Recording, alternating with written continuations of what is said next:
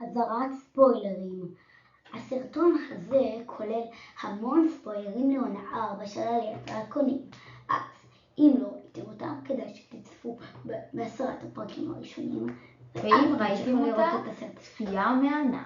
תודה. ניתוח עונה 4 של נינג'אגו עליית הדרקונים פלוס סדרה חדשה.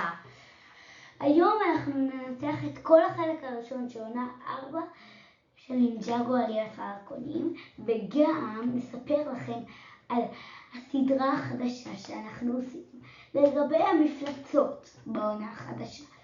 אנחנו מאוד אהבנו את מפלצת הקרח. גם האנימציה של מפלצת החומצה הייתה מגניבה. ומפלצת המוטציה, שלא לדבר על הלייזר של מפלצת המוטציה. זה היה כבר משוגע. וגם מפלצת הקרח הייתה מאוד טובה. כן, מפלצת האש היא ככה. אחות. כן. ומפלצת החומצה זה היה ממש טוב.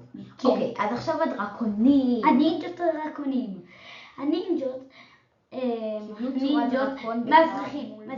מזכירים ספוילרים.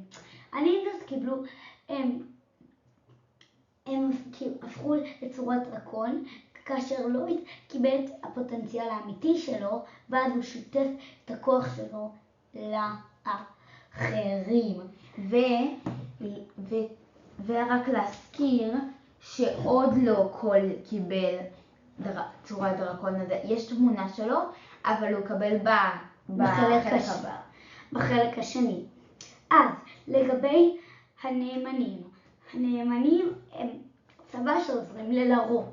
וגם גילו בפרק סיום